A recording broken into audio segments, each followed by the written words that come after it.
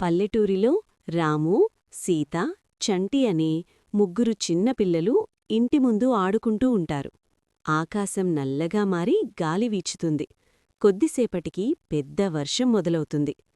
పిల్లలు ఆనందంగా వర్షంలో పరిగెత్తుతూ నీటిగుంటల్లో చప్పుళ్ళు చేస్తూ ఆడుకుంటారు. రోడ్డు పక్కన ఒక పానీపూరి బండి కనిపిస్తుంది. పానీపూరి అంకల్ వేడిగా పానీపూరి తయారు చేస్తున్నాడు. సీత చెబుతుంది, వర్షంలో పానీపూరి తింటే చాలా బావుంటుంది. ముగ్గురు పిల్లలు బండి దగ్గరకు వెళ్లి పానీపూరి కొనుగోలు చేస్తారు. వర్షం పడుతుండగా పిల్లలు నవ్వుతూ పులుపు కారం పానీపూరి తింటారు. చంటి చెబుతాడు, ఇది చాలా రుచిగా ఉంది. పిల్లలు చెట్టు కింద నిలబడి వర్షాన్ని చూస్తూ మాట్లాడుకుంటారు. ముగ్గురు పిల్లలు ఆనందంగా నవ్వుతూ మళ్లీ వర్షంలో ఆడుకుంటారు.